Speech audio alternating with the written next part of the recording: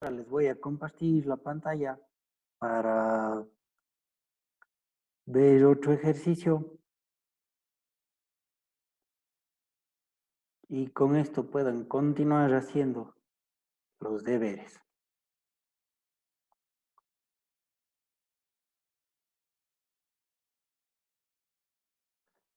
Entonces, analicemos el ejercicio 320 que nos dice un atleta lanza la bala a cierta distancia sobre el suelo plano con una velocidad de 12 metros por segundo a 51 grados sobre el horizontal. La bola golpea el suelo 2.08 segundos después. Ignore la resistencia del aire. A. ¿Cuáles son las componentes de la aceleración de la bala en el vuelo? B. ¿Cuáles son las componentes de la velocidad de la bala al principio y al final de su trayectoria? C. ¿A qué distancia horizontal llegó la bala? D. ¿Por qué la expresión para R del ejemplo 3.8 no da la respuesta correcta para el inciso C? Como no hemos hecho el ejercicio 3.8, pues no lo vamos a analizar. Y E, ¿a qué altura sobre el suelo se lanzó la bala? Y F, dibuje las gráficas de espacio-tiempo y velocidad-tiempo del movimiento. Entonces, primero, pues debemos hacer o idealizar cómo se comportaría el movimiento de la bala, ¿no es cierto? Entonces, un atleta lanza la bala a cierta distancia sobre el suelo plano con velocidad de 12 metros por segundo a 51 grados. Entonces, la bala pues saldrá tal vez desde la altura del atleta, ¿no es cierto? O a una altura Y sobre el eje de las X. Y de ahí pues nosotros hacemos pues la trayectoria de la bala, ¿no es cierto? Movimiento parabólico y le podemos poner como la horizontal de referencia que esté sobre esta altura Y que salió la bala. Y de ahí pues con una velocidad inicial de 12 metros por segundo a 51 grados con la horizontal. Idealizado el movimiento, pues no es cierto, tendrá que partir desde la altura Y, el movimiento parabólico llegará hasta el punto cero si nosotros le hacemos esta al horizontal y luego pues tendrá el recorrido de caer a esta altura Y que no conocemos. La literal A. ¿Cuáles son las componentes de aceleración de la bala en el vuelo? Entonces, las componentes de aceleración de la bala en el vuelo, pues tendremos que la aceleración en el movimiento X, ¿no es cierto? O la aceleración en X siempre va a ser 0. Y la aceleración en el eje de las Y o la aceleración vertical siempre va a ser negativa y hacia abajo. Entonces, pues, con esos datos, que viene a ser solamente teoría, indicamos que siempre la aceleración en X es igual a 0 y la aceleración en Y menos 9.81 metros segundos al cuadrado hacia abajo. En todos los puntos del movimiento parabólico vamos a tener esa aceleración negativa. Luego nos dice cuáles son las componentes de la velocidad de la bala al principio y al final de su trayectoria. Entonces, deberíamos analizar qué sucede al principio con las componentes horizontal y vertical y luego al final qué sucederá con esas componentes. Entonces, al inicio, como sabemos, la velocidad inicial y el ángulo de inclinación con la velocidad que sale de la bala, pues podemos hacer descomposición de los vectores para encontrar los valores de B en X inicial y B en Y inicial. La velocidad inicial en X va a ser la velocidad por el coseno del ángulo, porque es la que está en el eje horizontal, que nos quedaría 7.55 metros por segundo, la velocidad en el eje. Y la velocidad en y con el seno del ángulo nos quedaría 9.33 metros por segundo. Esas son las velocidades iniciales con las que va a partir la bala o la bola que lanza el atleta. Y de ahí, pues, deberíamos considerar, ¿no es cierto?, todo el tiempo de vuelo de la bala, que es un tiempo de 2.08 segundos. La velocidad en X no va a cambiar nunca, ¿no es cierto? La velocidad que tenemos aquí, vamos a estar en el punto de acá, ¿sí? Y pues, si sigue bajando igual, al final tendrá la velocidad de los 7.55. Lo que sí nos tocaría analizar es la velocidad al final del vuelo. Con eso, la velocidad en el punto Y estaría relacionado con la velocidad inicial en Y más la gravedad por el tiempo de vuelo. Y de ahí, pues, podemos obtener la velocidad al final, que nos quedaría 9.3 más menos 9.81 y por el tiempo de vuelo igual a 11.1 metros por segundo. Pero como está dirigido hacia abajo, ¿no es cierto? Ya está en la parte que sigue bajando la velocidad, tiene que ser negativa, menos 11.1 metros sobre segundo. Y con eso resuelto la parte B. Sé a qué distancia horizontal llegó la bala. Entonces debemos saber cuál fue el recorrido horizontal de la bala durante el tiempo de los 2.08 segundos. Como tenemos la velocidad que es constante, velocidad va a ser igual a espacio sobre tiempo, despejando el espacio, y tenemos que va a ser velocidad por tiempo, y podemos encontrar cuál es la distancia X, ¿no es cierto?, que se desplazó la bala.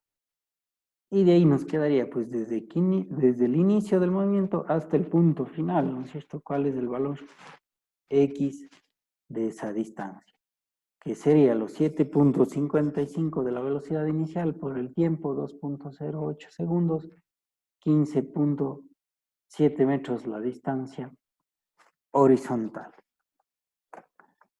El punto E, ¿a qué altura sobre el suelo se lanzó la bala? Para el punto E, pues necesitamos saber qué altura sobre el suelo se lanzó la bala. Entonces, viene a ser el equivalente, ¿no es cierto?, del espacio o de la altura que no conocemos al final de su recorrido, o la altura que no conocemos al inicio de su recorrido, que sería en definitiva analizar esta altura Y, o en el caso podemos analizar cuál es la altura que cae al final de su recorrido. Con eso tenemos las componentes de BY y BX que están en el eje horizontal, ¿no es cierto? Y podemos considerar que esta altura B inicial, esta velocidad inicial en Y, ¿no es cierto?, va a ser la misma que en el punto donde nació el movimiento, porque lo que sube vuelve a bajar, y en el tiempo que sube, en el tiempo baja, y las velocidades en los puntos van a ser iguales, pero con sentido contrario. Entonces podemos considerar que de aquí hacia abajo se genera una velocidad inicial que ya conocemos, que era los 9.33 de acá. Entonces podemos determinar la altura, que va a ser la velocidad inicial por el tiempo de vuelo, ¿no es cierto?, más u medio de la gravedad por el tiempo al cuadrado. Y con eso reemplazamos los 9.33, que es la velocidad en el punto de inicio o en el mismo punto al final de su movimiento. El tiempo de recorrido, 2.08 segundos, y más de un medio de la gravedad por los de 2.08 segundos elevado al cuadrado. Haciendo ese análisis, pues nos queda un valor o el cálculo de menos 1.81 metros. Menos 0.81 metros porque estaríamos analizando la altura que está dibujada de verde y como está bajo nuestro eje de coordenadas, pues negativo. Menos 81 metros, o si no le consideramos en la parte izquierda al inicio del movimiento 1.81 metros. Y de ahí podemos analizar el punto F que nos pide las gráficas. Espacio-tiempo tanto en Y como en X y velocidad-tiempo en Y y en X. Si analizamos el espacio en X y en Y, pues tenemos que el espacio en X siempre va a ir aumentando el espacio, ¿no es cierto? Si sale desde cero, graficaríamos una recta con pendiente porque mientras más tiempo pasa, más espacio recorre. Y en Y sería que parte desde los 1.81 metros, aumenta su recorrido, ¿no es cierto? Y luego vuelve a pasar por ahí, regresando prácticamente a la altura de 1.81 y volver a bajar. Entonces, como la fórmula del espacio para el eje de las Y es una parábola, se forma la parábola naciendo el movimiento desde los 1.81 metros. Y luego la velocidad, pues en X, la velocidad sabemos que siempre se mantiene constante, ¿sí? La velocidad en X va a ser la misma todo el tiempo. Y en el eje de las Y, pues la velocidad aumenta y disminuye. Entonces, como parte de una velocidad inicial, pues tendremos una línea con pendiente hacia abajo que de la velocidad inicial que partió 12 metros por segundo, ¿no es cierto? Parte de ahí. Luego va a ir cambiando su velocidad hasta llegar a la velocidad cero, ¿no es cierto?, en un tiempo y luego seguir cayendo y aumentando su velocidad. Entonces, ese es el detalle con relación a las gráficas y al movimiento de la bala que lanza el deportista. Sí, y pues deberán tener el formulario para elegir las fórmulas y poder seleccionar cuál conviene más y cuál vamos a calcular. Lo que sí hay que tener presente es que las velocidades en X siempre son constantes y la que va a cambiar es la velocidad en Y.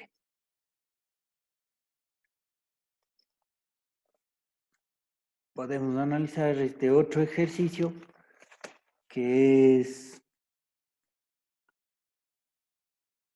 el ejercicio 324. De igual manera, analizando qué sucede con los proyectiles, pues podemos considerar. Entonces dice, los bomberos están lanzando un chorro de agua a un edificio en llamas, utilizando una manguera de alta presión que imprime al agua una rapidez de 25 metros por segundo. Al salir por la boquilla, una vez que sale de la manguera, el agua se mueve con movimiento de proyectil. Los bomberos ajustan el ángulo de elevación alfa de la manguera hasta que el agua tarda 3 segundos en llegar a un edificio que está a 45 metros de distancia. Ignore la resistencia del aire y suponga que la boquilla de la manguera está a nivel del suelo. A. Calcule el ángulo de elevación de alfa. B. Determine la rapidez y aceleración del agua en el punto más alto de su trayectoria. Y C. A qué altura sobre el suelo incide el agua sobre el edificio y con qué rapidez lo hace. Y con eso, pues, debemos primero, pues, hacer un diagrama de lo que va a suceder o lo que posiblemente esté sucediendo con la trayectoria del proyectil o la trayectoria del agua. Tendremos el edificio y pues se va a lanzar agua en forma de proyectil que impactará al edificio. No se sabe si en el punto máximo estará el edificio o pasado el punto de altura máxima estará el edificio. Y con eso podemos anotar los datos. Pues el dato conocido, la velocidad inicial, que es 25 metros por segundo, a un ángulo alfa que no sabemos, que es parte de lo que nos pide encontrar. Luego, tenemos el tiempo total de recorrido, 3 segundos, y una distancia de 45 metros. Con eso podemos calcular, pues, este ángulo alfa. El literal A, ¿cuál es el ángulo alfa? Para esto deberíamos encontrar cuál es la velocidad inicial en X, y como tenemos el tiempo y el espacio recorrido en X, pues aplicando que el espacio es la velocidad inicial por el tiempo, ¿no es cierto? El espacio es igual a la velocidad inicial por el tiempo. Podemos considerar la velocidad inicial en X, ya que tenemos el espacio de 45 y un tiempo de 3 segundos. Despejando esa velocidad inicial, nos quedaría que la velocidad inicial pues va a ser 25 por el coseno del ángulo y por el tiempo, que vendría a ser el espacio, ¿no es cierto? Reemplazándole,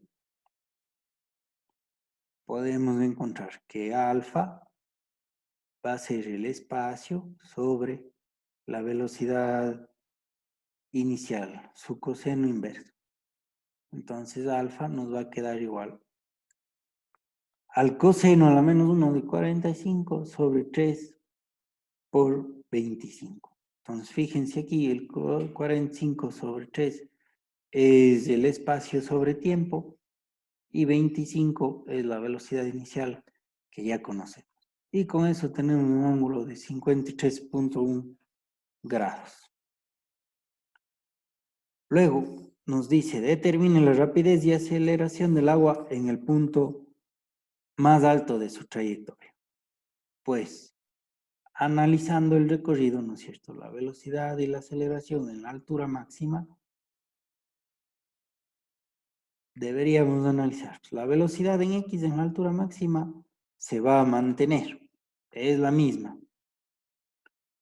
Luego la velocidad en Y va a ser 0 porque ya cambia de dirección, ¿no es cierto? De estar subiendo a estar bajando, va a ser 0.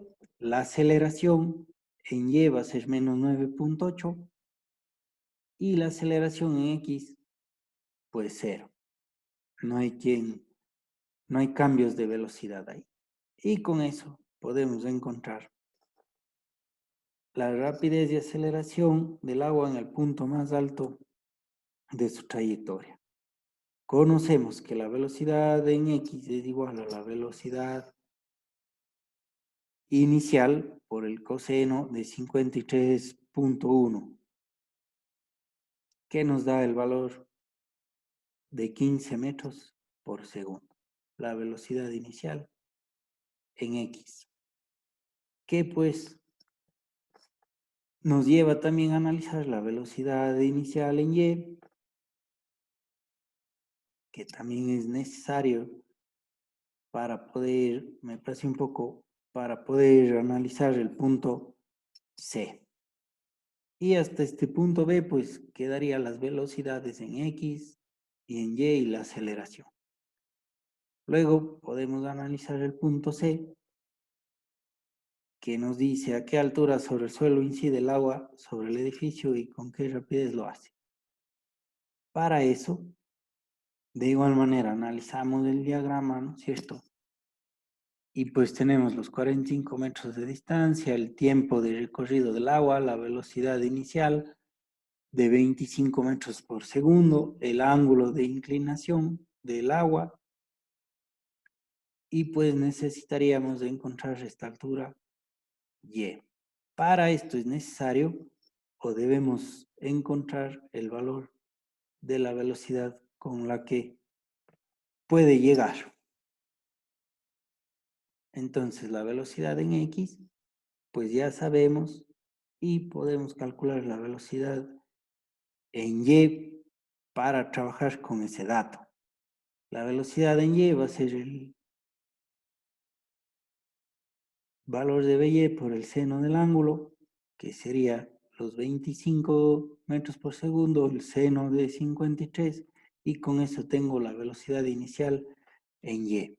Y de esa forma, más el tiempo de recorrido, puedo calcular la altura que va a llegar el agua al edificio. Entonces, si la altura es igual a la velocidad inicial en Y por el tiempo más 1/2 de la gravedad por el tiempo al cuadrado, calculado V inicial en Y, el tiempo de recorrido y la gravedad conocemos. 20 de la velocidad inicial en Y por el tiempo de recorrido 3, 1/2 de 9.81 por 3 al cuadrado. Y aquí hemos considerado la altura que tiene durante los 3 segundos del movimiento, que es importante considerar cuánto tiempo se mueve. Y con eso nos da una altura de 15.86 metros. Luego pide con qué rapidez lo hace o con qué rapidez llega a este punto. La rapidez en X pues será los 15 metros por segundo, ¿no es cierto? Y la rapidez en Y debemos calcular cuál será esa rapidez en Y. Si analizamos, tenemos la velocidad en y el tiempo. ¿Qué podemos aplicar? La velocidad inicial en Y más la gravedad por el tiempo nos va a dar la velocidad en Y en este punto donde choca con el edificio. Calculando eso, tenemos que BY va a ser los 20 más la gravedad por 3, que es el tiempo de recorrido. Y esa velocidad es menos 9.43. Y de ahí ya tenemos pues la velocidad en Y, la velocidad en X y la altura con la que impacta. Y como dice, ¿con qué rapidez lo hace? Pues sería necesario calcular la rapidez resultante de la sumatoria de las dos velocidades ya elevadas al cuadrado. Haciendo ese cálculo para ver cuál es la velocidad resultante, sumamos la velocidad en X al cuadrado más la velocidad en Y al cuadrado, que sería los 15 al cuadrado más la velocidad en Y menos 9.43 al cuadrado, y se impacta el agua a una velocidad de 17.72 metros por segundo. Y con eso, pues hemos analizado el movimiento parabólico generado por el chorro de agua o el chorro de agua que impacta al edificio, dado por la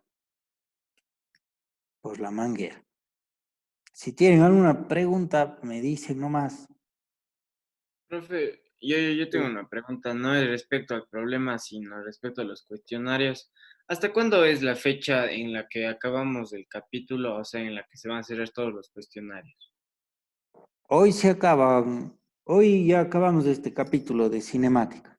O sea, ya ahí se Mm. cierran, ¿hasta qué número de deber, profe? Hasta el 14, ¿verdad? Más tiene que estar hasta el Hasta el 16. 16, 17 creo que es, porque se termina con movimiento circular. Entonces hoy se cierran toda la entrega de deberes. Bueno, no se cierran hoy, sino se, se termina hoy el módulo, tendrán que hacer el deber durante estos días, hasta el viernes máximo, para poder seguir con el nuevo capítulo. Ya, profe. Ajá, Solo eso era. sí, Muchas gracias. ya. no se preocupen. Lo que sí pueden ustedes cargar el deber cuando quieran, ¿no es cierto? Los cuestionarios sí haremos pues en un tiempo prudente para que se los pueda resolver. Y no deben atrasarse en los deberes para poder continuar en las clases y que no estén atrasados, porque si van atrasados tienen que ir acarreando los temas y no vale entonces. Los deberes, pues si bien se han abierto las fechas para que los hagan, ahora los deberes solo tienen una fecha de entrega y si no pudieron ahí, pues de igual manera lo podrán cargar después. Eso no hay problema. Pero Una pregunta, usted dijo que iba a volver a abrir lo del cuestionario, sí, pero justo ese día les no. abrí el cuestionario cuando les dije. Del viernes el cuestionario quedó hasta el domingo. Sí, sí, pero yo intenté entrar y me decía que ya había hecho o sea, que solo había como hacer un solo intento. Y me decía que, o sea, que sí seguía abierto hasta el domingo, pero ya no dejaba entrar. Porque hasta 3 intentos podían hacer. No, y decía solo un intento. Mm, Yo les pregunté a los de mi curso si pudieron entrar y me dijeron que no. No me han dicho nada. Yo supongo que sí lo hicieron.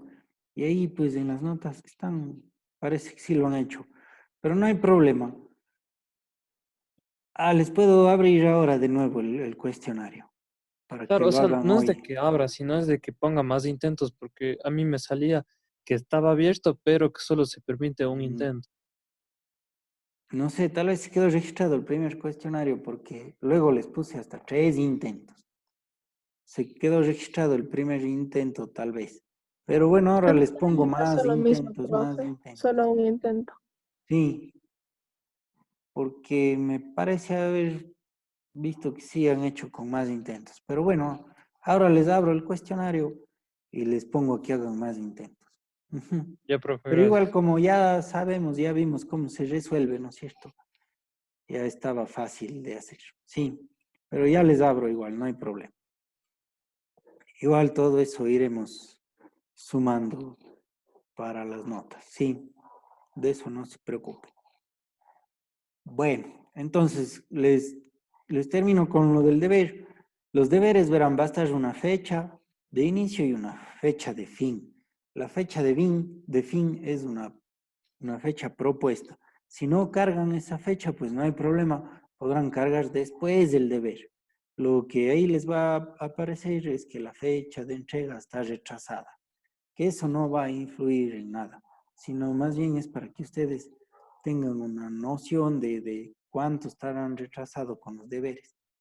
Ese es el detalle. Entonces, siempre van a poder cargar los deberes, aunque sea tarde. Sí, y los cuestionarios, pues ya cuando nos toque, haremos en un tiempo prudente. Sí,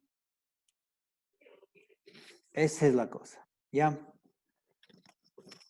Profe, pero el deber 17 y 18 es para hoy o para el jueves o para el viernes, se No es, supone. queda abierto. Eso, hoy les propongo hacer el deber luego de que veamos los temas y queda abierto para cuando ustedes puedan cargar. Ujú. Ya. Sí, esa es la cosa. Bien. Y con eso pues podemos continuar analizando este ejercicio 3.14, que es bien sencillo y a la vez interesante, ¿no es cierto? Tenemos entonces una pequeña canica, rueda horizontalmente con una rapidez, una velocidad inicial, y cae desde la parte superior de una plataforma de 2.75 metros de alto, sin que sufra resistencia del aire. A nivel del piso, a 2 metros de la base de la plataforma, hay una cavidad, como la figura 340. ¿En qué intervalo de rapideces, velocidad inicial, la canica caerá dentro de la cavidad? Entonces, pues la canica está a una altura de 2.75 metros, saldrá con una velocidad inicial horizontal o una velocidad inicial en X y deberá caer dentro de esta cavidad. Y va a haber dos intervalos, ¿no es cierto? El uno que supere los 2 metros y entrará en la canica. Y la otra que los 2 metros y 1,50 que mide la cavidad, pues caiga justo en los 3 metros 50 y ahí pueda entrar a la cavidad. Y ese es el análisis que debemos hacer. Entonces, considerando el movimiento, ¿no es cierto? Pues la canica va a caer hasta con 2 metros de distancia en X y luego la canica caerá a los 3,50 de distancia en X. Y el detalle, pues podemos analizar simplemente con caída de cuerpos que superen esta distancia. Y podemos analizar pues, que el tiempo de caída es el mismo, ¿no es cierto? Para los dos movimientos, si hace los 2 metros o los 3,50, será el mismo tiempo de caída. Lo que sí cambiará es la velocidad en X. Entonces, podemos nosotros calcular el tiempo de caída sabiendo que la velocidad inicial en Y, como esa velocidad es para abajo, es 0, nos quedaría que el tiempo multiplicado por su gravedad de 1/2 y la igualdad a Y, despejándole, vamos a tener que el tiempo va a ser la raíz cuadrada de 2Y por la gravedad. Y eso es el tiempo de caída en los dos movimientos. Con eso, el tiempo de caída, considerando el movimiento pues hacia abajo, ¿no es cierto? Si la altura que tenemos de 2,75 es negativo y la gravedad es negativo, menos con menos se van, y nos queda un tiempo de caída de 0,75 segundos. Como ya sabemos el tiempo de caída, necesitamos saber cuál es la velocidad para que recorra 2 metros, despejando la velocidad inicial, que va a ser igual al espacio sobre el tiempo, ¿no es cierto? Reemplazamos los 2 metros que debe superar la canica en un tiempo de 0,75 segundos. La velocidad inicial con la que debe caer es de 2,67 metros por segundo. Y ahora tiene que recorrer los 3,50, el espacio de los 3,50 sobre el tiempo de caída, que es el mismo. La velocidad de salida de la canica es de 4,67 metros por segundo. Y ahí tenemos los valores o los intervalos de velocidad inicial en X que puede tener esa canica.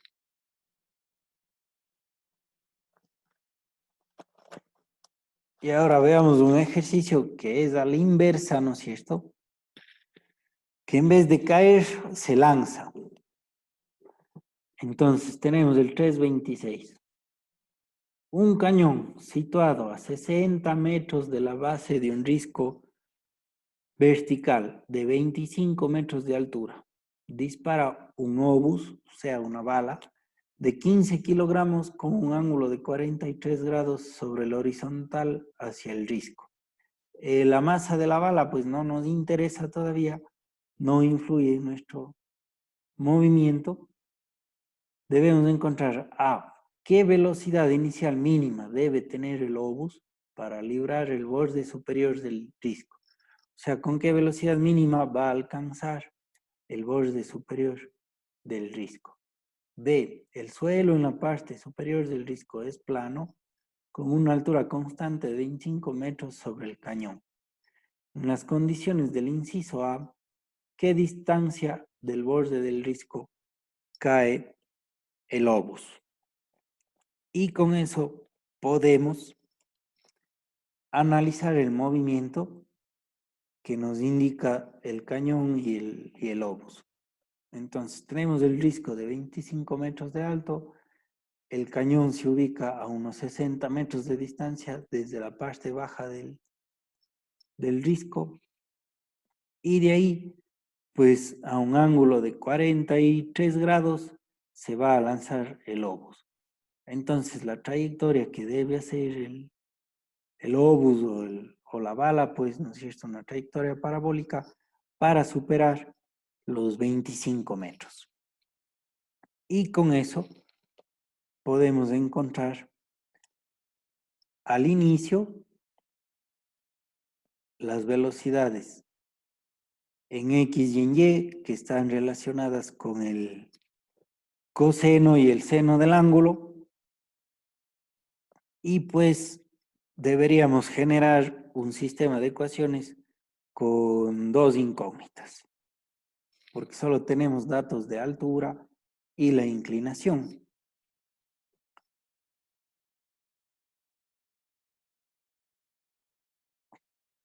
Si analizamos el espacio, en X va a ser el espacio por el tiempo de vuelo, y en Y la altura Y va a estar en función de la velocidad inicial en Y por el tiempo más 1/2 de gravedad por el tiempo al cuadrado. Entonces podemos dejar las incógnitas en función del tiempo y la velocidad inicial. Un sistema de ecuaciones con dos incógnitas: el tiempo que no conocemos y la velocidad inicial. La velocidad inicial en Y va a estar en función de la velocidad inicial por el seno de 43, y el tiempo va a estar en función de la velocidad inicial en X sobre el espacio que debe recorrer, y la velocidad en X es la velocidad inicial por el coseno de 43. De ahí se arman las dos ecuaciones para poder encontrar qué velocidad inicial debe tener la bala a la salida del cañón, ¿no es cierto? Y cuál es el tiempo de su recorrido. Entonces, aplicando estas fórmulas, tenemos que el espacio es velocidad inicial en X por el tiempo, despejo el tiempo, y nos queda el espacio sobre la velocidad en X, que sería ahora la velocidad inicial por el coseno de 43. Ya tengo ahí las dos incógnitas. Reemplazando, ¿no es cierto?, el espacio, la 60, la velocidad inicial nosco y el coseno de 43, que es el ángulo de inclinación. Luego en la altura Y, que es igual a la velocidad inicial en Y por el tiempo más 1/2 de la gravedad por el tiempo al cuadrado. La altura que va a superar en Y es los 25 metros, la velocidad inicial en Y sé que es la velocidad por el seno del ángulo, por el tiempo que no conozco, 1/2 de la gravedad va a ser negativa, y el tiempo al cuadrado que no conozco. Y con eso hemos planteado las dos ecuaciones con dos incógnitas. Reemplazando el tiempo en la ecuación de la altura Y, pues tenemos en función de la velocidad inicial. Reemplazando esos datos, respetando los signos y todo, se van a simplificar las velocidades iniciales del primer miembro. Luego del segundo miembro, pues vamos a tener que se eleva al cuadrado, 60 al cuadrado, velocidad inicial al cuadrado, coseno cuadrado de 43, y de ahí pues se despeja la velocidad inicial. Como ya tengo la incógnita,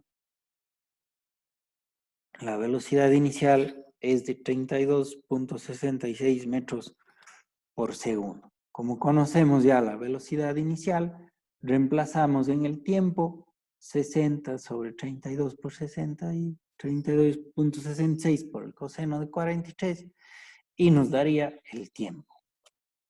Reemplazando en el tiempo de recorrido 2.51 segundos. Y con eso hemos hecho la parte A, ¿no es cierto? ¿Qué velocidad inicial debe tener el obús para librar el borde superior del risco? Entonces, con esta velocidad y este tiempo del movimiento deberá superar o llegar al risco. Profe, disculpe, ¿le podría regresar al anterior? Ahí, Sí, gracias.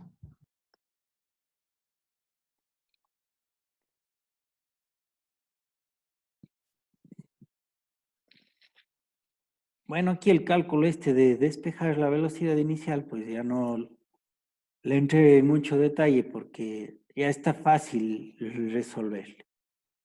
Lo que sí es armar las dos ecuaciones con dos incógnitas, que sería el detalle.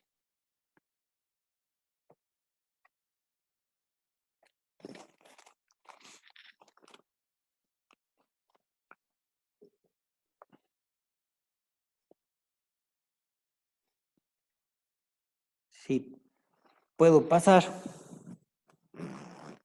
Oye, hasta ahí. Sí, gracias. Chévere. Bueno, si les falta algún dato de esto, ahí en el Drive o en el enlace del Drive están los ejercicios hecho PDF de estos videos. Entonces pueden ver el PDF, revisarle de nuevo ahí cuál es algún procedimiento que me he saltado o alguna parte matemática, lo pueden revisar ahí o volver a ver solamente el video del ejercicio que quiera. Está cargado en ese Drive. Bien, entonces hemos tenido el tiempo de 2.51 de subida. La parte B dice, el suelo en la parte superior del disco es plano con una altura constante de 25 metros sobre el cañón. En las condiciones del inciso A, ¿no es cierto? O sea, en el análisis que hicimos antes, ¿a qué distancia del borde del disco cae el obús o la vara? Entonces, si lanzamos el obús, deberá recorrer un espacio X en el risco o en la parte alta del risco. Nuestro análisis que hemos hecho al inicio es que el tiempo de movimiento que tiene es de 2.51 segundos para superar esta altura de 25 metros y recorrer los 60 metros en X. Con eso podemos analizar o comparar qué sucederá o qué tiempo le tomaría caer a la bala desde los 25 metros y recorrer 60 metros. Si nosotros analizamos el tiempo de caída, si consideramos que vamos a lanzar desde el risco la bala, el tiempo de caída va a estar en relación a la altura y la gravedad. Si encontramos nosotros el tiempo de caída que supuestamente es 2.51 segundos, ¿no es cierto?, que hicimos en el análisis del lanzamiento del globo, en ese tiempo de caída, la altura que recorre va a ser menos 30.9 metros. Entonces, fíjense, tengo más tiempo de caída porque la altura que debo superar es 25 metros. Entonces, este valor de los menos 30.9 metros, quiere decir que en el momento que lanzamos la bala, superamos el risco en los 5 metros más o menos, 5.09 metros. Eso es lo que estamos analizando con este valor de la altura que supera con ese tiempo.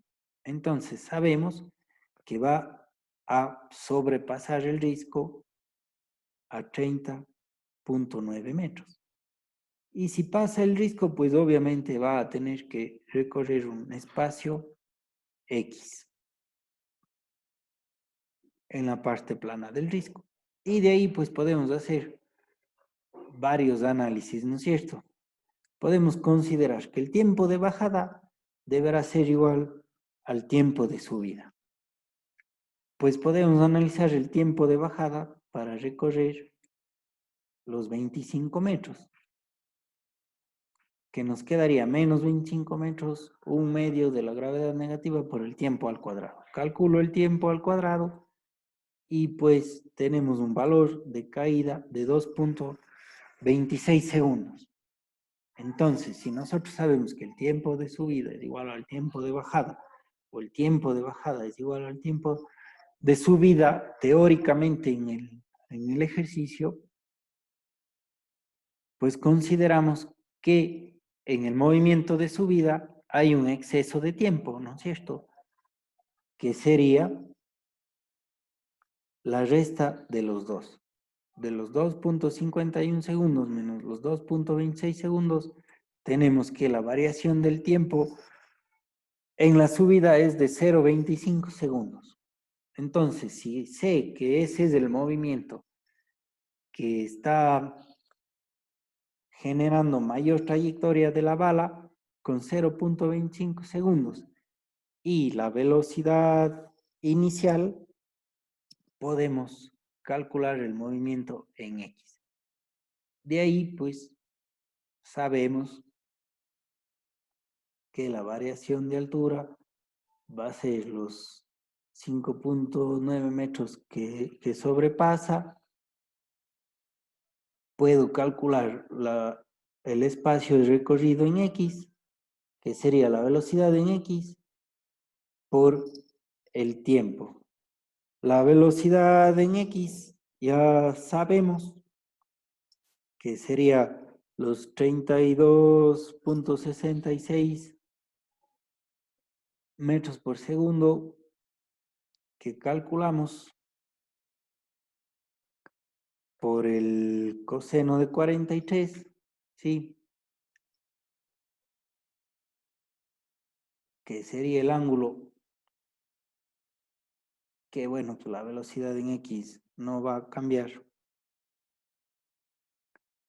Y nos da el valor del espacio recorrido, 5.97 metros. Ahora aquí me faltó, creo, poner el coseno de 43. Dejen ver. Sería voy a retroceder un poquito. ¿Dónde está la velocidad de salida? Aquí.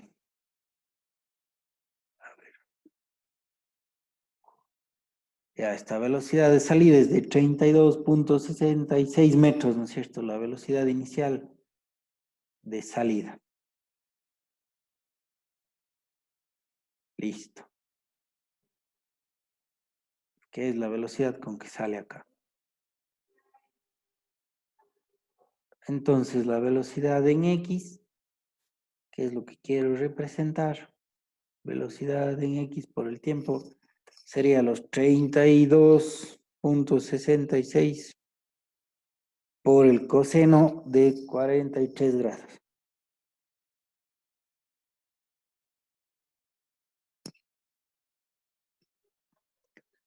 De ese valor de los 32.66 por el coseno de 43 grados, y eso por 0.25 segundos, que va a seguir recorriendo la bala en X, es igual a 5.97 metros. Aquí en esta velocidad en X me falta poner el coseno de 43. Tendrán presente eso, aquí este 32.66 es por el coseno de 43. Y ahí sí tengo que la distancia que se recorre, 5.97 metros, horizontalmente. Entonces, este ejercicio ayuda a considerar pues las variables que pueden cambiar, ¿no es cierto? Tiempo de subida, tiempo de bajada, pues teóricamente es el mismo, pero ya haciendo el análisis, pues hemos hecho el lanzamiento a mayor distancia, y porque hay mayor distancia, sé que va a recorrer este espacio en X por este exceso de tiempo. ¿Estamos? ¿Alguna pregunta? ¿Alguna cosa? Con esto, bueno, voy a salir de aquí.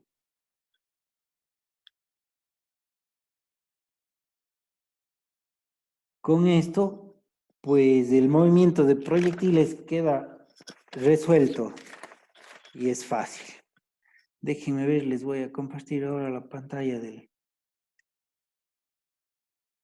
del aula virtual. Sí. Tenemos que movimiento de proyectiles, pues ya hicimos las lecturas la semana anterior. Los videos que les cargué también les puede servir. Ese simulador, sí jugaron un poquito con el simulador. Bueno, harán la prueba con el simulador y ahí pues podrán ver si coincide o no los valores. Y de ahí tienen los deberes, el 15 y el 16, que es de la unidad de cinemática, ¿no es cierto? Pero con relación al movimiento de proyectiles, que están de Tippens y Semansky, que no es muy difícil ni complicado. Sí, y ahora pues analicemos un rato más el movimiento del círculo, sí, y con eso pues podemos seguir avanzando en los temas. Van a tener pues la propuesta de lecturas, que son pocas páginas, sí, pocas páginas que tienen que leer, y pues con eso podemos analizar las diapositivas y luego haremos los ejercicios y los deberes. Ejercicios de ejemplo. Sí. Tomémonos unos minutos, descansemos unos 5 minutos para volver y analizar esta parte de movimiento circular. Sí, a las 10:02 minutos. Iniciemos la clase. Yo voy a ver unas cosas aquí, pues le iniciamos con el otro tema a las 10:02. Ya, tómense un descansito. Ya, profe. Hecho. Y si tienen pues alguna pregunta hasta mientras podemos resolver.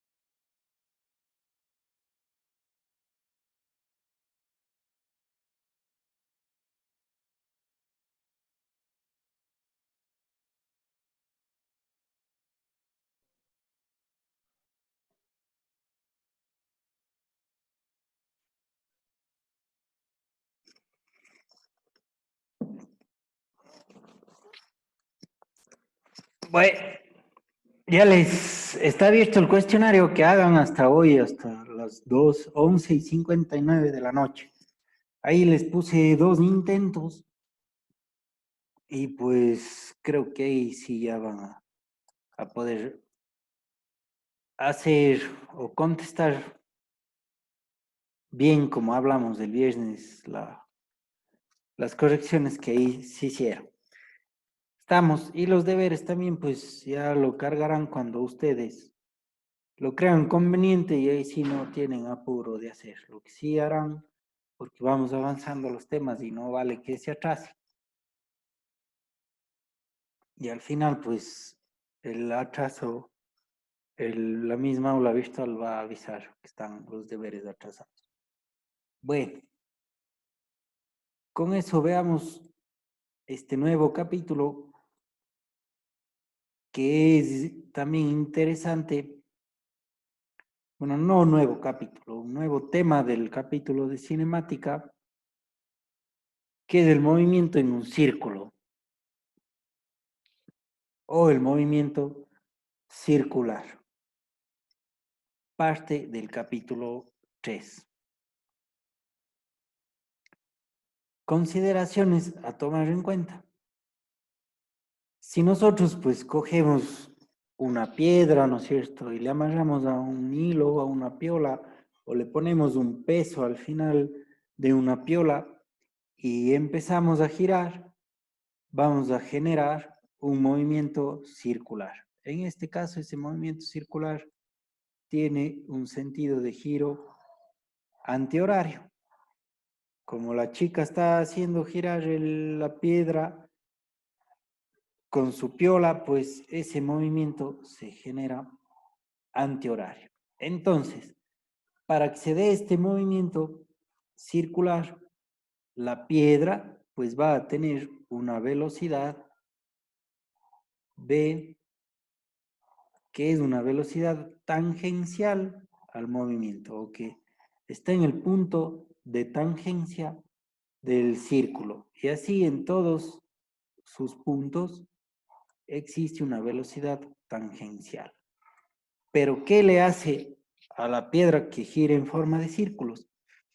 Es la fuerza que se genera hacia el centro del círculo o hacia el eje donde nace el movimiento.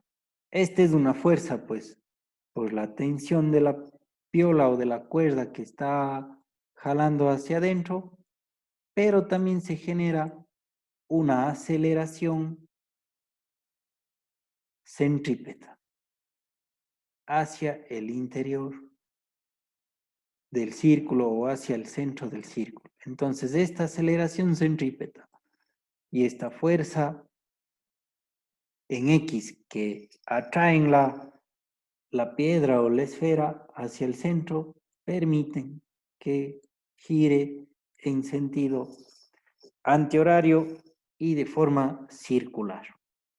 Entonces, los datos importantes que debemos considerar es esta aceleración centrípeta, que es la aceleración hacia el centro del círculo o hacia el eje del círculo. Es la fuerza de atracción hacia el centro del círculo. Si la cuerda se rompe, pues no vamos a tener una tensión de atracción hacia el centro del círculo. En el momento que se rompe la cuerda, pues la bola o la piedra va a salir disparada hacia afuera con una velocidad. Y esa dirección de la velocidad, pues, va a ser tangencial al punto donde se rompió la cuerda. Entonces saldrá en línea recta, sí, o de forma recta hacia algún lugar y ya no va a seguir haciendo o ya no va a tener forma de círculo.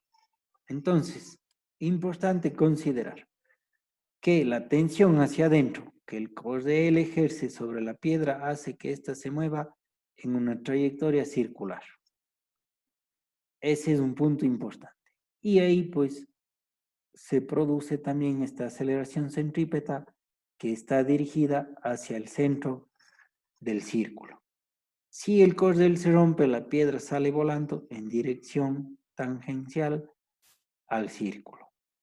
Si ya no hay una fuerza de atracción hacia el centro, pues la piedra va a salir dirigida hacia otro lado. Con eso podemos analizar en un vehículo. Si nosotros consideramos movimiento circular uniforme, que la velocidad siempre sea constante o que la velocidad sea la misma todo el tiempo, podemos analizar este vehículo que va a dar vueltas en círculo con relación a un centro. Entonces, si la velocidad no cambia del vehículo, siempre va a generarse esta velocidad tangencial al círculo. Pero va a existir una aceleración centrípeta que le jala o le atrae al vehículo hacia el centro y con eso le obliga a generar la trayectoria circular. Entonces, esta aceleración es exactamente perpendicular a la velocidad. ¿De dónde? Tenemos, pues, una velocidad, le voy a borrar todos estos dibujos que he hecho. Tenemos una velocidad tangencial y a esa velocidad tangencial se genera una normal o un vector perpendicular a la velocidad que va a ser la aceleración centrípeta, que es la fuerza de atracción hacia el centro del círculo. Y la velocidad, como es la velocidad constante, ¿no es cierto? Se mantiene todo el tiempo la misma velocidad, no hay una componente paralela, ¿sí? No hay otra componente de velocidad. Si analizamos nosotros, cuando el vehículo cambia su velocidad, o sea, ya es un movimiento circular uniformemente variado, ¿sí? Va a generarse cambios en la velocidad. Como hay cambios en la velocidad, se genera al mismo tiempo una aceleración paralela a esa velocidad, que puede ser la aceleración, o que es más bien dicho, una aceleración tangencial, y al mismo tiempo se va a generar la aceleración centrípeta hacia el centro del círculo. Entonces, como se genera esta aceleración centrípeta al centro del círculo y esta aceleración tangencial paralela a la velocidad, vamos a tener una aceleración resultante que va a acelerar el movimiento del vehículo. Pero de igual manera, el vehículo tendrá esta aceleración centrípeta, que puede ser aceleración sub c o también se denomina aceleración radial, porque está funcionando en el radio del círculo.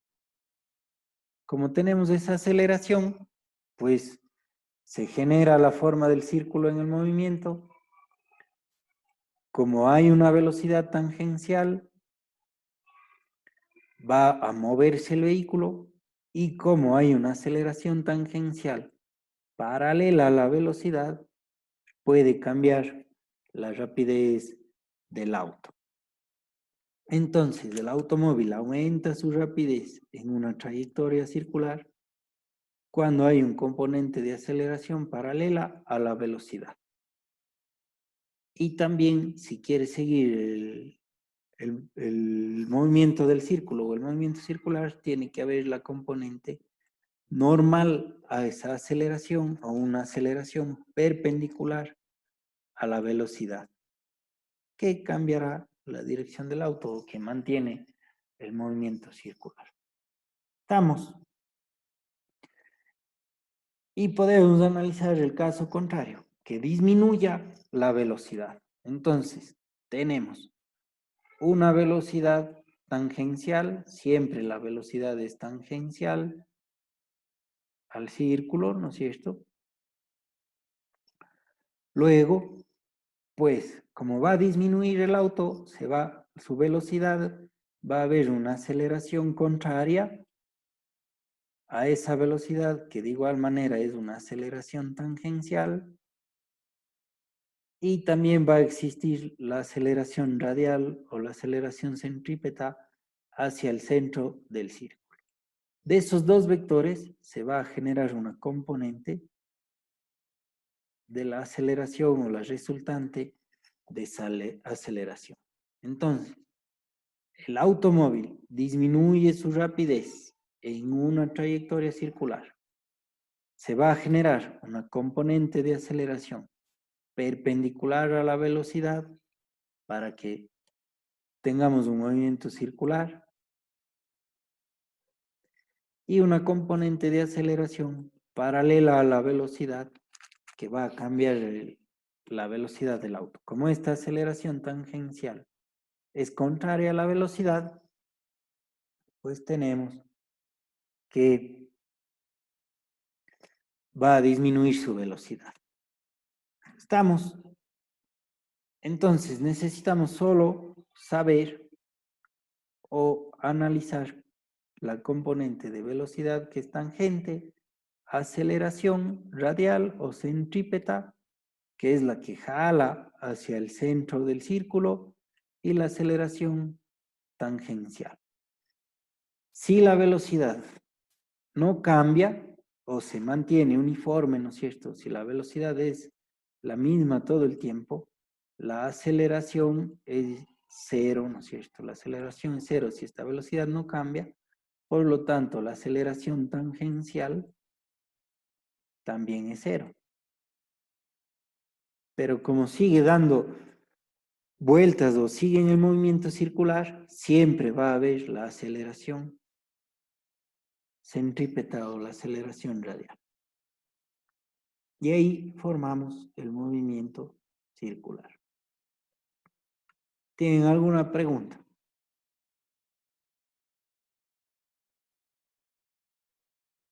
Sigamos analizando nuestros valores de velocidad y aceleración radial o aceleración centrípeta. Si nosotros vamos a movernos en círculo, ¿no es cierto? Como está el ejemplo A, nos movemos en círculo, vamos a pasar del punto 1 hacia el punto 2 en forma circular.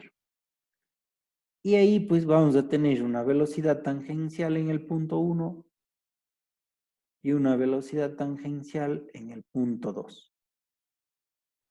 Si nosotros mediante vectores unimos esas velocidades o analizamos mediante vectores la velocidad que resulte, vamos a encontrar una variación de velocidad en función del espacio que hemos recorrido, ¿no es cierto? Del punto 1 al punto 2. El espacio que hemos recorrido va a estar en función del diámetro del círculo y pues en función del ángulo que nosotros hayamos recorrido. Entonces, la parte A, un punto se va a mover una distancia delta S, que sería un espacio del perímetro, a rapidez constante en una trayectoria circular.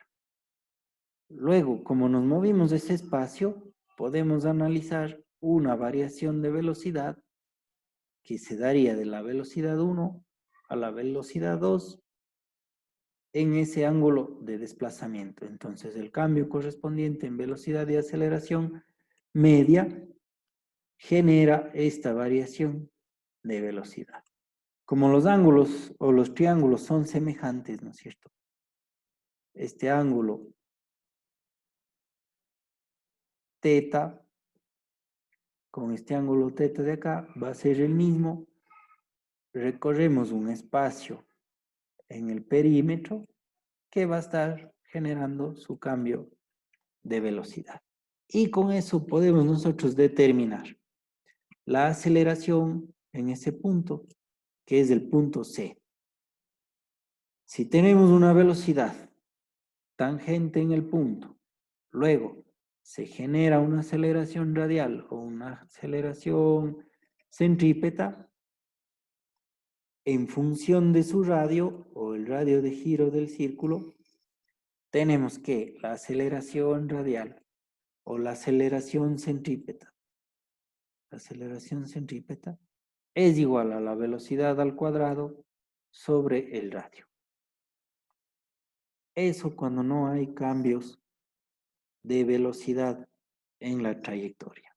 Entonces, en el movimiento circular uniforme, la aceleración instantánea siempre apunta hacia el centro del círculo. ¿Sí?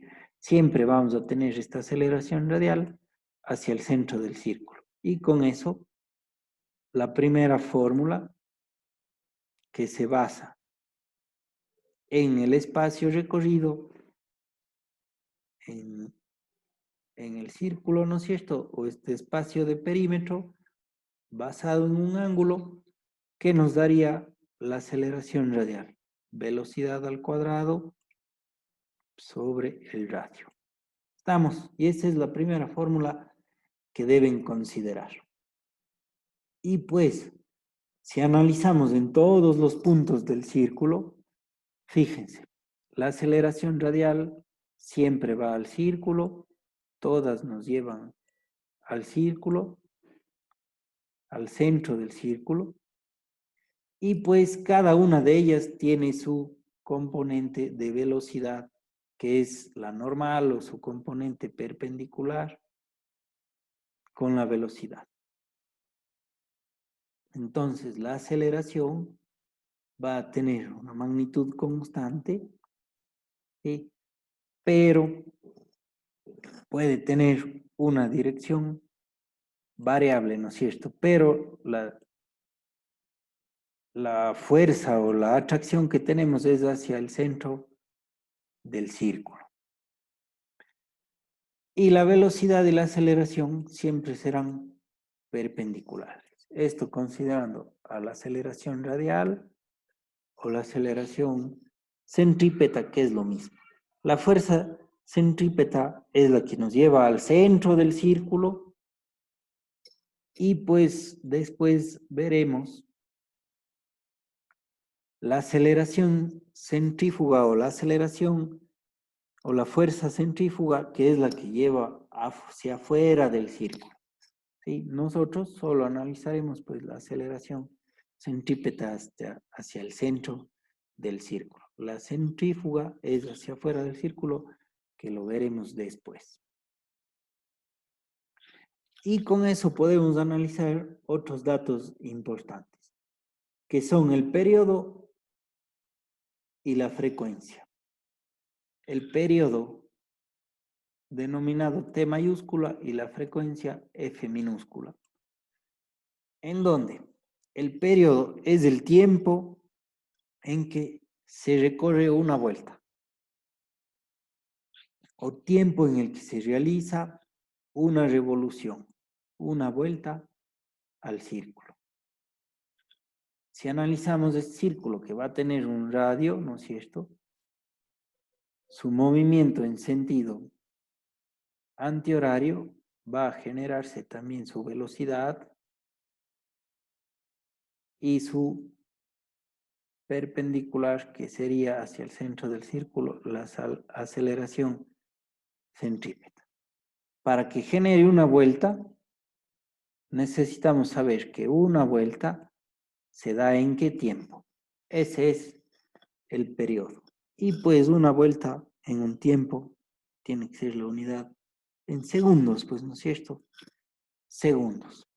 De ahí podemos analizar que la aceleración radial equivale a 4pi al cuadrado por el radio sobre el periodo al cuadrado, que esa también es otra de las fórmulas que podemos analizar. La aceleración radial, 4pi al cuadrado por el radio sobre el periodo al cuadrado. Luego la velocidad, que sería, o que está en función del periodo igual, 2pi por el radio sobre el periodo. 2pi por radio sobre el periodo. Entonces, fíjense que en definitiva, la velocidad es de espacio sobre tiempo, ¿no es cierto? El espacio va a ser el perímetro que recorramos, 2πr, que es el perímetro, y en un tiempo que viene a ser el periodo. De ahí que viene esta fórmula, o tenemos esta fórmula de velocidad 2πr sobre t. Y la aceleración radial sería reemplazar en la fórmula anterior, ¿no es cierto? Aquí, el valor de velocidad. y por eso nos queda 4pi al cuadrado por r sobre t cuadrado.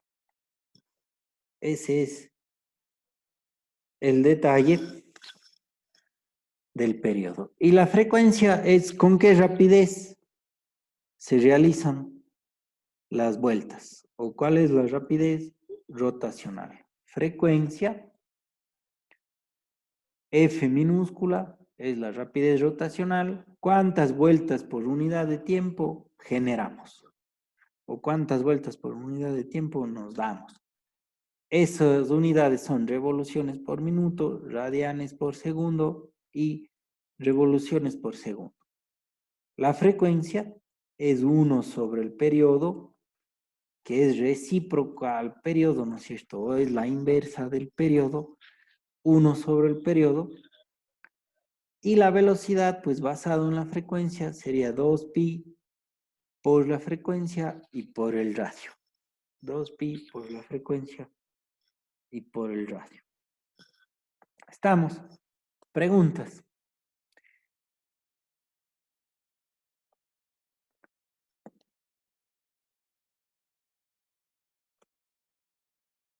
No. No, sí estamos bien. Entonces, analizando el movimiento circular no uniforme o uniformemente variado, vamos a tener que la rapidez va a cambiar, la aceleración centrípeta puede ser mayor, ¿sí? Y la aceleración tangencial, o tenemos una aceleración paralela a la velocidad instantánea, que es lo que vimos al inicio analizando el carro. Entonces, en el punto más alto del círculo de la derecha, ¿no es cierto? Ahí tenemos una velocidad y una aceleración radial o la aceleración centrípeta. Como no se genera otra aceleración, quiere decir que la velocidad se mantiene constante. Ahora, si aumentamos esa velocidad, quiere decir que se aumentó esta aceleración tangencial, de igual manera se genera la aceleración radial y hay una componente o una resultante de aceleración. Eso en todos los puntos que podamos analizar del movimiento del círculo. Luego, en la parte más baja, tengo una rapidez máxima, aceleración radial máxima y aceleración tangencial 0. Sigo en el movimiento. Vamos a tener, como ya quiere subir, ¿no es cierto? Debe subir el punto, pues se va a generar una disminución en su velocidad considerando la aceleración tangencial contraria a la velocidad. Y de igual manera hay su aceleración radial, la componente de las aceleraciones radial y tangencial sigue subiendo hasta pues alcanzar su punto máximo en donde puede ser la velocidad mínima o rapidez mínima. Lo importante aquí es considerar los vectores que se forman, ¿no es cierto? En el primer punto, donde es más alto o con rapidez mínima, solo tenemos velocidad y aceleración radial. En el punto más bajo es la rapidez máxima con su aceleración radial máxima. Esto en el sentido de giro, por decirles, de una ruleta. Y luego, pues en los otros puntos, si va a disminuir la aceleración, quiere decir que la aceleración tangencial es, si va a disminuir la velocidad, la aceleración tangencial es contraria. Y si aumenta la velocidad, la aceleración tangencial es en la misma dirección, pero siempre paralelas. Y con eso podemos nosotros calcular este cambio de velocidad en función del tiempo, que sería aplicando, pues, Pitágoras, ¿no es cierto? Que la aceleración radial al cuadrado más la aceleración tangencial al cuadrado y su raíz es igual a la variación de velocidad en función del tiempo, ¿sí? O es una aceleración resultante o la aceleración resultante que tenemos indicada. Sí.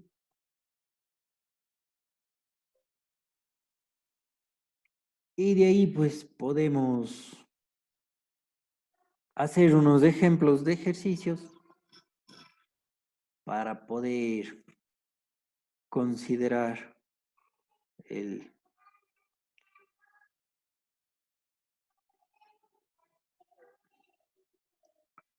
A ver, ¿dónde estaban los Perdón, una ejercicios? pregunta. ¿Qué era la frecuencia? La frecuencia es en cuántas revoluciones damos en un tiempo. Por ejemplo, revoluciones por segundo o radianes por segundo. Es cuántas vueltas hemos dado en la unidad de tiempo. ¿Sí? Gracias. Y el periodo es el tiempo que nos toca dar una vuelta o el tiempo que toma dar una vuelta. Gracias, profe. Ya, vamos a ver ahora unos ejercicios para poder hacer los deberes.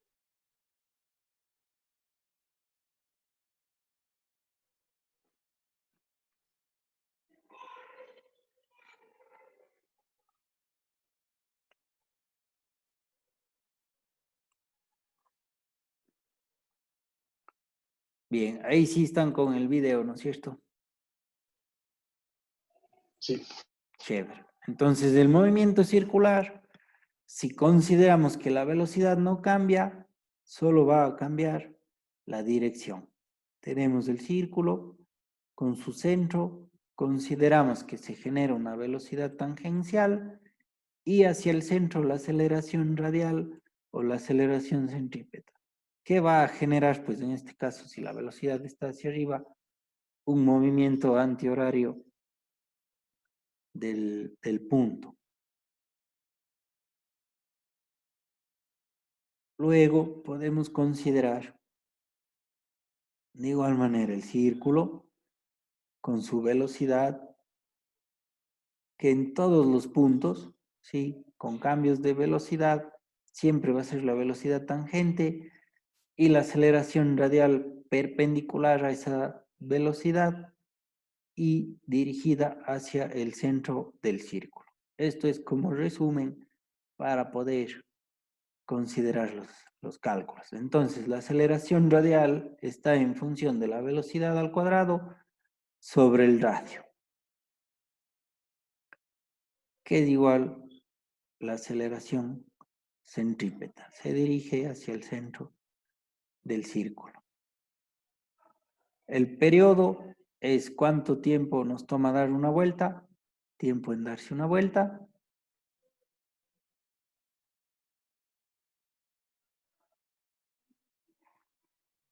El valor de la velocidad es el espacio sobre tiempo, 2πr sobre t, que sería igual a la velocidad. 2πr sobre el tiempo, la aceleración radial, velocidad al cuadrado sobre r, reemplazando pues el valor de la velocidad que calculamos antes, nos queda 4πr sobre el periodo al cuadrado, ¿sí? Recordarán que el perímetro del círculo es 2πr, ¿no es cierto? Por eso tenemos el espacio, que sería el perímetro recorrido, 2πr sobre el tiempo de esa velocidad. Y la aceleración radial, pues nos va a quedar 4pi al cuadrado r sobre el periodo al cuadrado, que el periodo en definitiva es el tiempo. Luego la frecuencia, que es la rapidez rotacional, revoluciones por minuto, radianes por segundo, revoluciones por segundo, que va a ser 1 sobre el periodo. O el equivalente de la velocidad considerando la frecuencia, 2pi por la frecuencia y por r, recíproco al periodo. Con esas fórmulas podemos trabajar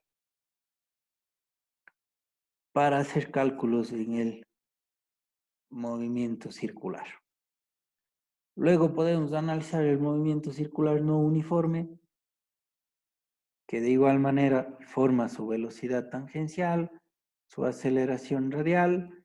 Como va a haber cambios, ¿no es cierto?, en la velocidad, se genera esta otra aceleración tangencial que va a aumentar o disminuir la velocidad, que va a ser de igual manera perpendicular a la aceleración radial y paralela a la velocidad tangencial. Si analizamos la rapidez máxima, la aceleración radial es máxima y la aceleración tangencial cero. Si analizamos la rapidez mínima, va a ser la aceleración radial mínima y la aceleración tangencial cero. Eso en los puntos máximos y mínimos. Y luego, pues, si hay cambios de rapidez, pues de igual manera consideramos que esa aceleración tangencial, si aumenta la velocidad, está en la misma dirección, y si disminuye la velocidad, en la dirección contraria. Ese es el detalle. Si genera la aceleración en la dirección contraria, pues le va a ir frenando al movimiento. Esos dos puntos de consideración. Si queremos saber la variación de velocidad en función del tiempo, va a ser igual a la aceleración radial al cuadrado más la aceleración tangencial al cuadrado. Sí, que sería la aceleración resultante. Siempre y cuando tengamos estas dos aceleraciones.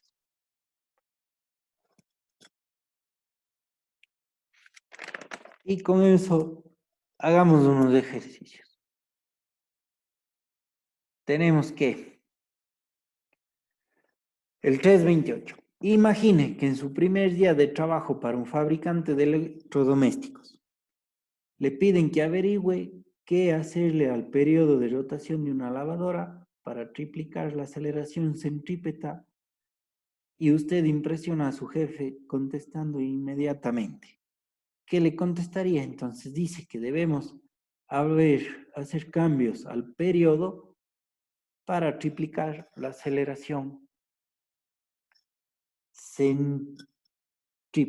Entonces, si vamos a triplicar la aceleración centrípeta, decimos que el periodo es igual a esa aceleración centrípeta, que debe ser 3 veces lo que nos piden, ¿no es cierto? Triplicar. Entonces, si 3 veces la aceleración centrípeta es igual al periodo, tenemos 3 por la aceleración centrípeta, 4 pi cuadrado sobre r por el periodo al cuadrado, va a ser igual al cambio en el periodo. Entonces el periodo, pues despejándole, nos quedaría que la raíz cúbica de 12 pi cuadrado r es el cambio que debemos hacer en el periodo. Y esa es la respuesta que deberíamos hacer. Esto solo para considerar la aplicación de fórmula.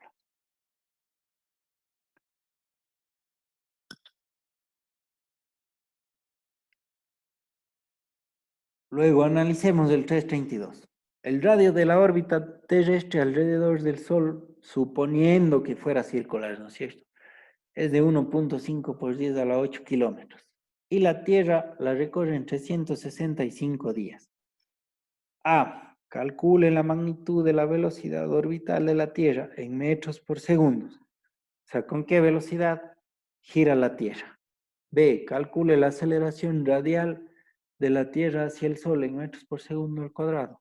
¿Cuál es la aceleración de atracción que se tiene hacia el Sol? C. Repita los incisos A y B para el movimiento del planeta Mercurio radio orbital 5.79 por 10 a la 7 kilómetros. Periodo orbital 88 días. Entonces, Pues consideramos, ¿no es cierto?, un círculo, el Sol que es más grande que la Tierra y la Tierra va a tener su velocidad tangencial al movimiento y su aceleración centrípeta que sería dirigida hacia el Sol. Como no cambia la velocidad, no hay una aceleración tangencial. Considerando eso, hacemos que el radio desde la Tierra hacia el Sol es 1.5 por 10 a la 8 kilómetros. Cambiamos eso a metros, ¿no es cierto? Y nos quedaría un total de 1.5 por 10 a la 4 metros. A ver, déjenme ver ese dato de los metros. Es a la 11. profe. A la 11. Ya me está fallando la vista. A la 11 se ha hecho más lápiz. 11. Los 365 días le pasamos a segundos, ¿no es cierto? 31.536.000 segundos. Y como sabemos, el tiempo que toma va a ser un periodo y el radio 2pi por r sobre el periodo nos queda 2pi por 1.5 por 10 a la 11, gracias, para el periodo de 31 millones de segundos. Entonces, la velocidad que tenemos en metros por segundo que se mueve la Tierra con relación al Sol es de 29.885 segundos. Ya terminé mi clase. Bien, disculparán. Hicimos pizza en mi clase. Entonces, la velocidad es de 29.885 metros por segundo. Luego el punto B, que dice cálculo de la aceleración radial de la Tierra hacia el Sol. La aceleración es la velocidad al cuadrado sobre el radio. Entonces, la velocidad, como ya calculamos, sobre el radio, que era 1.5 por 10 a la 11, es igual a 5.95 por 10 a la menos 3 metros por segundo al cuadrado. O sea, es muy lento, ¿no es cierto?, la aceleración que tiene hacia el Sol. El punto C nos dice hacer esto con relación al Mercurio, pues nuevamente el radio del Sol al Mercurio, 5.79 por 10 a la 7 kilómetros, le pasamos a metros y nos quedaría 5.79 por 10 a la 10 metros. El valor del tiempo, ¿no es cierto?, 88 días, pasado a segundos, 7.603.200 segundos. Y con eso calculamos la velocidad. En el movimiento rotacional, 2pi r sobre el periodo, que es igual a la misma que aplicamos antes, ¿no es cierto? 2pi r sobre el periodo. Y nos quedaría 2pi por 5.79 por 10 a la 10 para los 7.600.000 segundos. Un valor de 47.847.8 metros por segundo. La aceleración radial, la velocidad al cuadrado sobre el radio, que nos daría 3.95 por 10 a la menos 2 metros por segundo. Esto bueno, suponiendo que sucede esto entre la Tierra, el Sol y Mercurio y el Sol.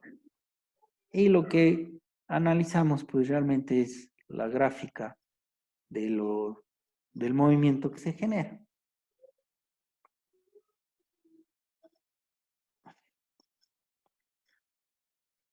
Bien. Veamos este otro ejercicio. Nos dice, un objeto gira describiendo un círculo de 3 metros de diámetro, con una frecuencia de 6 revoluciones por segundo.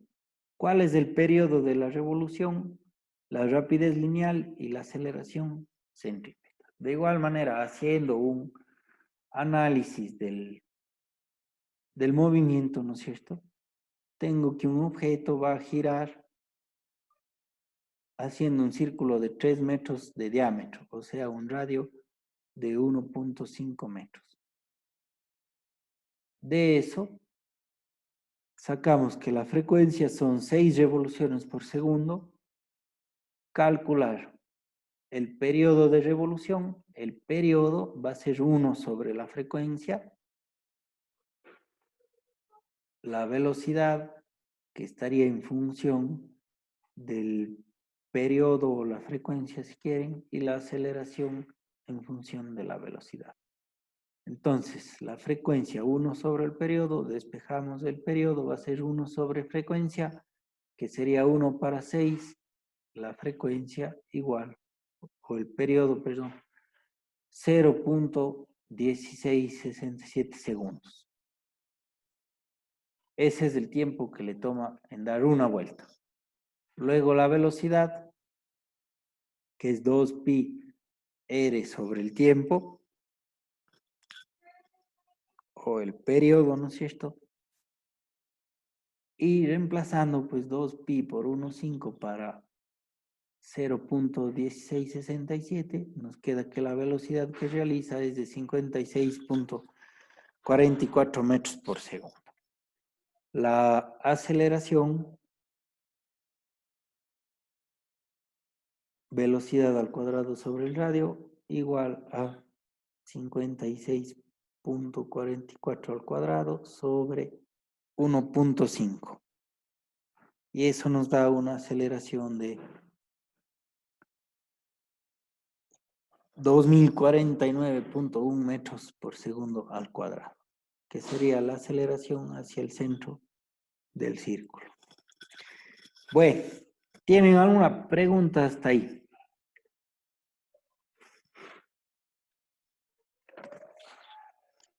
No, no. No, profe. Bueno, pues hemos dedicado un poco de tiempo a estos dos temas y pues pueden iniciar a hacer los deberes y de igual manera el jueves haremos más ejercicios de movimiento circular. Sí. Y ya está abierto el cuestionario para que lo hagan hasta hoy y los deberes pues los puedan cargar cuando ustedes terminen o cuando hagan. Hecho. Con eso nos vemos el día jueves. Si hay algún inconveniente me avisa. Sí. Muchas gracias, profe. Hasta luego. Gracias Ya, a profe, ustedes. gracias. Pasen Hasta luego, bien, profe, cuídense. gracias. Nos vemos el jueves. Profe, Hecho. Gracias, gracias, hasta luego. profe. Hasta luego. Vemos. Chau, chau.